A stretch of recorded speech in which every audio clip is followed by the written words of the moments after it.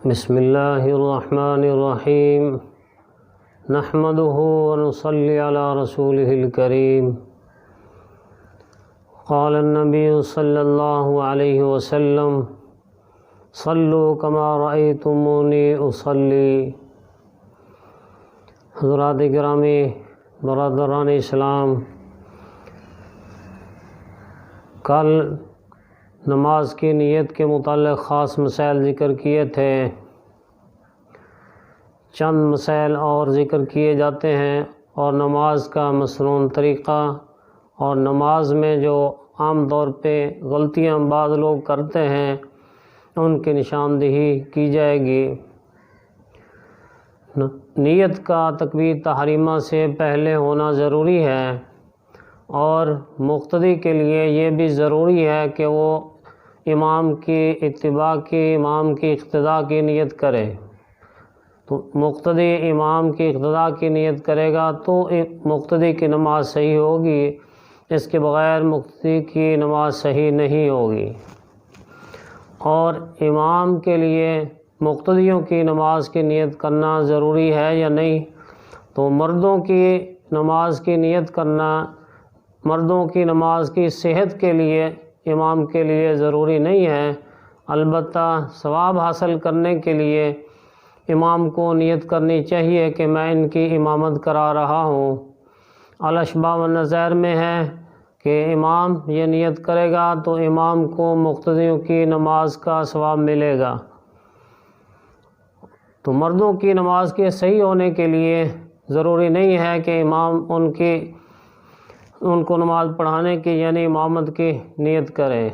اگر کسی مجبوری میں آدمی گھر کے اندر جماعت کرا رہا ہے اور گھر کے افراد میں مردوں کے ساتھ عورتیں بھی اگر نماز میں شامل ہوں تو پھر نماز پڑھانے والا عورتوں کی امامت کی نیت بھی کرے، تو اس لیے کہ عورتوں کی نماز امام کے پیچھے تب صحیح ہوتی ہے جب کہ امام نے ان کی امامت کی نیت کی ہو۔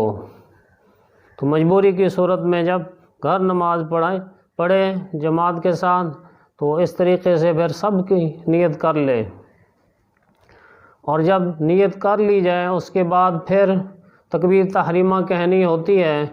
تو تکبیر تحریمہ کے لیے پہلے ہاتھ اٹھائے جائیں۔ ہاتھ کیسے رکھے جائیں؟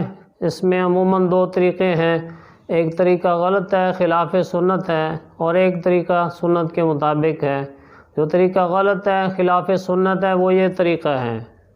اس طرح بعض لوگ ہاتھ اٹھاتے ہیں کہ ہتھیلیوں کا رخ چہرے کی طرف ہوتا ہے، یہ طریقہ خلاف سنت ہے۔ اور سنت طریقہ یہ ہے کہ ہتھیلیوں کا اور انگلیوں کا رخ یہ قبلے کی جانب ہو، اس طرح ہتھیلیاں بھی انگلیاں بھی ان کا رخ قبلے کی جانب ہو، اور انگلیاں ملی ہوئی بھی نہ ہوں، زیادہ کھلی ہوئی بھی نہ ہوں، جیسے عام حالت میں تھوڑی سی ان میں فراخی ہوتی ہے اس طرح ہو۔ تو مرد یہ ہاتھ اٹھائیں گے کانوں کی لو کے برابر تک، انگوٹھا ہو اور باقی انگلیاں اوپر ہوں تو کانوں کی لو کے برابر انگوٹھا آ جائے، اس طریقے سے ہاتھ اٹھانے ہیں۔ تو بعض لوگ کچھ ہاتھ اوپر لے جاتے ہیں اور گردن یوں جھکا لیتے ہیں، تو یہ طریقہ بھی خلاف سنت ہے۔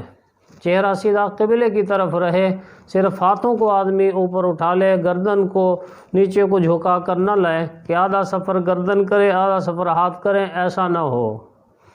تو مسنون طریقے کے مطابق ہاتھ اٹھائے کہ انگوٹھے کانوں کی لو کے برابر ہو جائیں اور قبلہ رخ انگلیاں اور ہتھیلی رہیں۔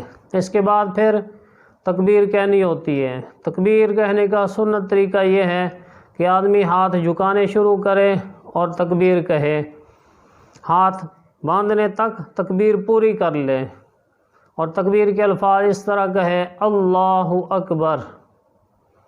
تو بعض لوگ یوں کرتے ہیں کہ ہاتھ باندھنے کے بعد تکبیر کہتے ہیں، یا آدھی تکبیر ہاتھ باندھنے سے پہلے کہی اور آدھی تکبیر ہاتھ باندھنے کے بعد کہی، تو یہ طریقہ خلاف سنت ہے۔ اس میں دو طرح کی غلطیاں پائی جاتی ہیں، ایک یہ ہے کہ تکبیر کو اپنے محل میں نہیں کہا، دوسرا یہ کہ ہاتھ باندھنے کے بعد اب ثنا کا موقع ہے تو ثنا کے موقع پر یہ آدمی تکبیر کہتا ہے، اس لیے اس میں 2 غلطیاں پائی جاتی ہیں، ان کا ازالہ ضروری ہے کہ آدمی تکبیر شروع کرے جب ہاتھ جھکانے شروع کیے، اور جب ہاتھ باندھ لے تو اس وقت تکبیر پوری ہو جائے۔ ہاتھ کیسے باندھنے ہیں؟ تو ہتھیلی کے اوپر ہتھیلی رکھی جائے اور 3 انگلیاں یہ سیدھی رکھی جائیں، انگوٹھا اور چھوٹی انگلی کا اس طریقے سے دائرہ بنا لیا جائے، تو ان ہاتھوں کو ناف کے نیچے رکھنا ہوتا ہے۔ سنت طریقہ یہ ہے۔ حضرت علی رضی اللہ تعالیٰ عنہ سے منقول ہے کہ انہوں نے فرمایا سنت میں سے ہے کہ آدمی دائیں ہاتھ کو بائیں ہاتھ کے اوپر رکھے اور ناف کے نیچے رکھے، تو اس طریقے سے آدمی ہاتھ باندھ لے۔ تکبیر کے الفاظ میں بعض دفعہ ایک سنگین غلطی بعض لوگ کرتے ہیں، تو صحیح طریقہ تکبیر کا یہی ہے، یوں کہا جائے اللہ اکبر، یعنی جو حمزہ ہے اس کو لمبا نہ کیا جائے۔ بعض لوگ لفظ اللہ کے حمزہ کو لمبا کر دیتے ہیں، وہ کہتے ہیں اللہ اکبر۔ اللہ اکبر کہنا یہ سنگین غلطی ہے، اس سے معنی بدل جاتا ہے۔ کیا اللہ تعالیٰ سب سے بڑے ہیں؟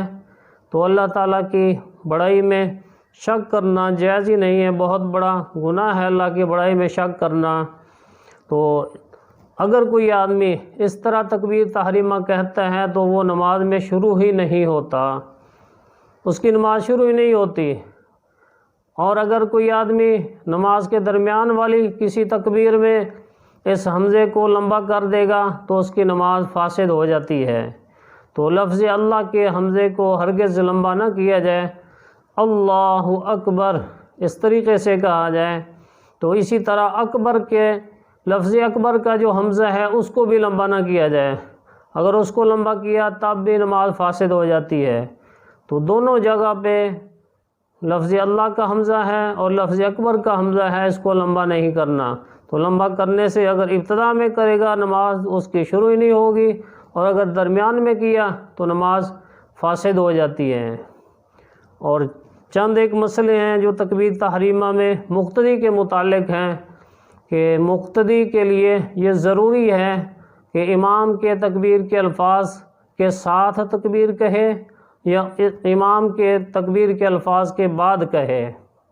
اگر مقتدی نے لفظ اللہ امام کے لفظ اللہ کہنے سے پہلے کہہ دیا یا ختم کر دیا، یا لفظ اکبر امام کے لفظ اکبر کہنے سے پہلے اس نے کہہ لیا ہے، پورا کر لیا ہے، تو اس مقتدی کی نماز نہیں ہوتی۔ تو انتہائی توجہ کی ضرورت ہے، مسائل بہت نازک ہوتے ہیں، کتابوں میں تو صدیوں پہلے سے لکھے ہوتے ہیں، اور بعض لوگ جب سنتے کہتے یہ مسئلہ نیا ہے۔ مسئلہ نیا نہیں ہوتا، علم میں نیا آتا ہے، تو وہ اس میں ہمارا قصور ہوتا ہے کہ ہم کتابوں میں پڑھتے نہیں اور کسی معتبر آدمی سے پوچھتے بھی نہیں ہیں، اس لیے پھر کہتے ہیں مسئلہ نیا ہے۔ یہ مسائل صدیوں سے کتابوں میں لکھے ہوئے ہیں، جو مسائل ابھی ذکر کیے ہیں یہ علامہ ابن عابدین رحمۃ اللہ علیہ نے، جو ان کی کتاب رد المحتار جو فتاوی شامی کے نام سے مشہور ہے، اس کے اندر تفصیل سے ذکر کیے ہیں نماز کے طریقے کے بیان میں۔ تو ان مسائل کا لحاظ کرنا انتہائی ضروری ہے نماز کے صحیح ہونے کے لیے، ورنہ نماز صحیح نہیں ہوتی۔ اللہ تعالی ہم سب کو صحیح مسائل پہ عمل کرنے کی توفیق عطا فرمائے۔